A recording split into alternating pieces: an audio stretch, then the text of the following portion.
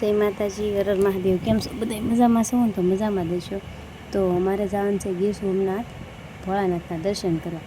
એ ગામનું નામ છે બાબરિયા ધાર, પણ કેવું છે કંઈ ખબર નથી. પહેલી વાર જાય છે તે હવે લઈ લીધી બધાએ તો ગાડીઓ.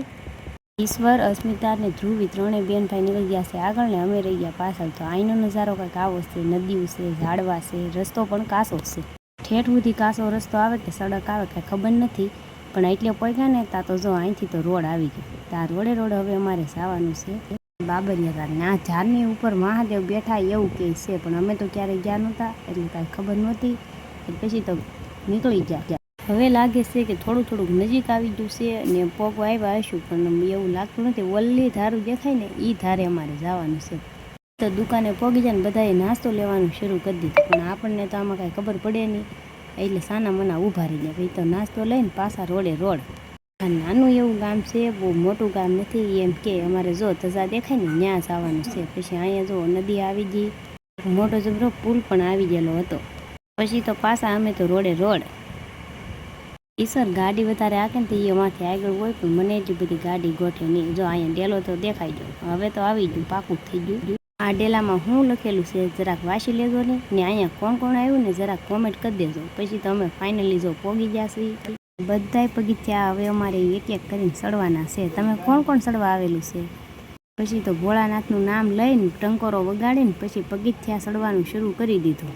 ભાઈ જુઓ લ્યો, પગથિયાનું ધ્યાન રાખીને બેઠા હશે. ઉતાવળા પગથિયા ચડે, પણ મારે તો હળવું ચડવાનું હોય, કેમ કે ના કાંઈ ભોળાનાથ ભાગીને જવાના એટલે ધીમે. પછી તો આપણે થાકી ગયા ને પોરો ખાવા બેસી ગયા. આ બધા થોડાક આગળ હતા, પણ એ થાકી ગયા હતા તે પોરો ખાવા બધા બેસી ગયા. પછી ઉપર સુધીને જોયું તો આ ગામનો નજારો કંઈક આવો હતો. આ ગામમાં પણ ધારું વધારે, ઝાડવા વધારે, બધું લીલું સમ જેવું એટલે સારું લાગે ને એમ. અહીંયા શું છે જરા કોમેન્ટ કરી દેજો ને. પછી તો આપણે ફાઇનલી ચડી ગયા. પહેલાં આપણે પોરો ખાવાનો છે, પછી આ પાણાની અંદર ભોળાનાથ બેઠેલા છે. હવે કરણ કરવા માંડ્યા છે દર્શન. પછી સિનામાં પૈસા છૂટા નહોતા. અહીંયા બેઠા છે હનુમાન દાદા, કાળભૈરવ દાદા હનુમાન દાદાના દર્શન કરીને પછી ગણપત દાદાના દર્શન કર્યા. નકર તો પહેલાં કરવાના હોય. પછી આપણે કરી લીધા ભોળાનાથના દર્શન. મહારાજે કરી દીધું મોટો જબરો સાંઈડલો. એ ભગવાનને કીધું આવતા વર્ષે મને અહીંયા શ્રાવણ મહિનામાં પાછી લાવજો. હવે દર્શન કરીને આવ્યા ને તો અહીં તો બધા નિશાળિયા ધૂન ગાતા હતા ને આવડા જો લો લાંબા લીટા તાણીને બધાય બેસી ગયા. પછી નિશાળિયાને ગુંદીને ગાંઠિયા ખવડાવવાના હતા ને અમે બધા તો ફોટા પાડવા માંડ્યા. હવે અહીંયા ચડવાનું છે. હવે પગથિયા નથી. હવે આપણને જેમ લાગ્યા એમ આપણે આગળ ચડવાનું શરૂ કરી દીધું. કરણે ધ્રુવીને તેડી લેતી, કેમ કે આપણથી તો કાંઈ તેડાય નહીં. પછી અહીંથી તો અહીંયા કાંઈક ચડવાનું છે, પણ માથે હવે જવું છે તો ચડવું તો પડશે ને. પછી તો જો એટલે પગ્યા ને તો અમે પાછા બધા થાકી ગયા. પછી તો બધાએ પોરો ખાઈ લીધો ને હવે પાછું ચડવાનું શરૂ કરી દીધું. એમાં મારી ઈસો તો બહુ જાડો, એને ચડતા બહુ જ વાર લાગી. તો માં તો ઘડીક વારમાં સપલું તૂટી ગયું હતું. પણ આવડા વારાફરતી ધ્રુવીને લઈને બધા ચડતા હતા.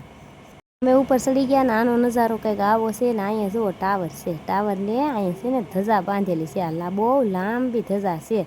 તો જરીક દર્શન કરી લેજો ને. અહીંયા કોણ આવ્યું જરાક કોમેન્ટમાં લખી નાખજો ને. હર હર મહાદેવ.